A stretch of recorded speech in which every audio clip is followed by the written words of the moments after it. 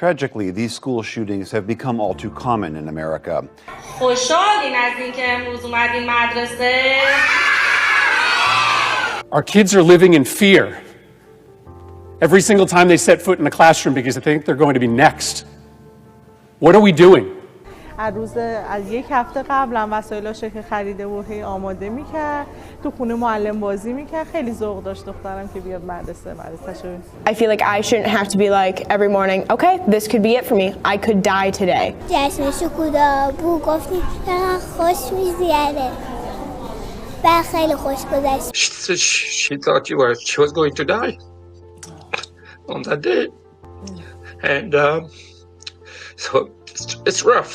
It's rough. خیلی خوشحالم به خاطر معلمامون اومدم، ناظمامون، دوستان، زنگ تفریحاش. I think about where the best place to go in a classroom would be. I think about what classrooms are the worst to be in. زنگ تفریحا بریم با هم بازی کنیم با دوستام، بعد صف چیم بریم تو کلاس. والا دارم دوستام با هم دیگه زنگ تفریح با هم خوراکیامونو بخوریم، از خوراکی ها هم دیگه بخوریم. Every time you bring your kids, you don't know if you're gonna get back. والا الان اون موقعی که مامانم من راهی میکرد مدرسه، الان درکش میکنم که چه حس و حالی داشته. خیلی حس و حال خوبیه، خیلی حس اصلا توصیف نکردنیه. اینکه دخترت بزرگ شده، انگار نگو که مثلا قبلا دیروز نوزاد بوده، الان شده 7 سالش داره میره مدرسه. خیلی حس خوبیه.